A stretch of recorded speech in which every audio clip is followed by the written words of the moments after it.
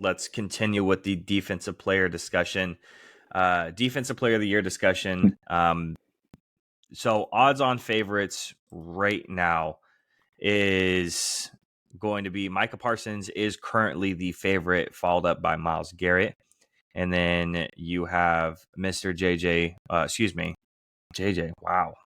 TJ Watt, He was a defensive player Deron of the year. Bland, a couple of them. Deron Bland, you got Josh Allen, Max Crosby, Danielle Hunter, Chris Jones, and then it just falls from there.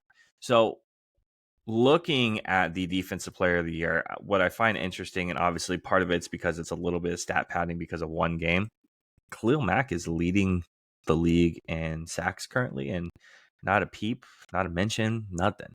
I find that pretty interesting. If we're going to look at defensive player of the year right now, before last week, Deron Bland is my defensive player of the year. Give them the award, stamp it, put his name on it. He gets absolutely burned by DK a couple of times, and because of that, Micah jumps up. Micah has 11.5 sacks, 8 hurries, 78 pressures, a 92.7 PFF grade. He is the pressure king. He gets 36% of his rushes are pressures.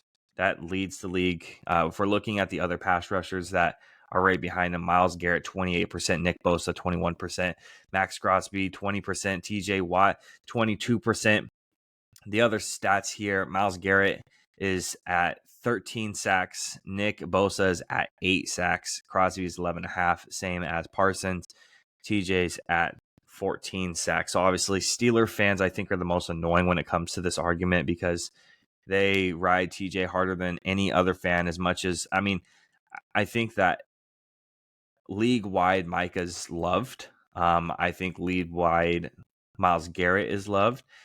Nick Bosa's gotten his flowers, so I think that obviously he's had a good couple weeks and he's disruptive in that run game, and it's the same thing with like DeMarcus Lawrence. Those sack numbers aren't going to jump out at you. 8 sacks is nothing to scoff at. He's still going to get the double digits this season most likely, but how effective he is in the run game is something that's not going to show up on the stats sheet. So a lot of people are going to be like, well, he only had 8 sacks, so it doesn't really matter.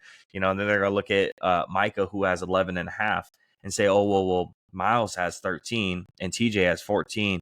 Congratulations. And Khalil Mack leads the league and he doesn't even get a consideration. That pressure rate of 36% is incredibly impressive. Right now, it's Micah as my one. Obviously, it's going to be something that I want as a Cowboys fan, as a huge Micah Parsons fan, as a first hater of Micah Parsons, because I thought, hey, we already have a fast linebacker who can't read a goddamn defense, and Jalen Smith turned him into a best defensive end in the league type rusher. So you can't call him a defense end. He's just a pass rusher. Okay, so my next one would be Myles Garrett right behind him. I love Myles Garrett. He's a freak of nature. Dude shouldn't even exist. He looks like he's carved out of clay and stone and granite, and he's out there. He's just a freak.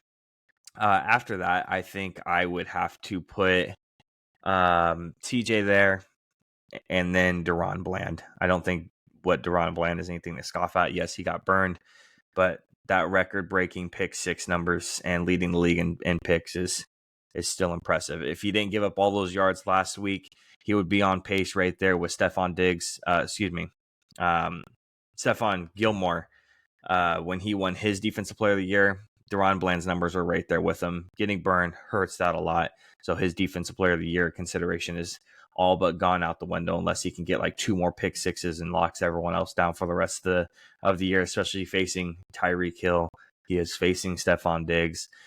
He is going to face A.J. Brown and Devonta Smith. So he has a lot of tough opponents coming up. You guys still got the Lions? Obviously. Yep, and then Amon-Ra St. Brown. So you can't forget about him. A lot of impressive wide receivers coming up. If he can grab a couple more pick 6s and shut everyone down and learn from his mistakes, I think he can be put up there. But right now, it's Micah as my 1, Myles Garrett as my 2. What do you think? For Deron Bland, Sacramento State, Fresno State, love the kid. He also got a pick last week, despite the If he didn't look good, he got eaten up, but he's a young player. I'm willing to give him the benefit of the doubt. Like Dak with the MVP, if he goes through these next couple of games and locks these dudes down, maybe he jumps back into the conversation. But my bet is, you know, um, I don't think he will lock them down. I still think he will be successful, but he will not accrue the stats he needs to win the award. I think that, unfortunately, it's become a pass rusher award. It's really hard for anyone else to win it. I think one of the most valuable defensive players in the game has never been mentioned for a defensive player a year award, and he's our middle linebacker. So Fred Warner never gets any type of consideration, as do most middle linebackers never get any type of consideration. They're extremely important. Where it comes down to defensive player of the year for me is Nick Bosa is amazing in the run game. You don't see that on the stat sheet. You also don't see the fact that they've got a left tackle on him, they've got a tight end on him, and they're chipping him with a halfback, which leads to Jalen Hargrave, who has a bunch of sacks this year. Eric Armstead has a bunch of sacks this year. Randy Gregory, Chase Young, everyone on our line has a bunch of sacks this year because everybody's focused on Bosa. Unfortunately, that's not a defensive player of the year stat.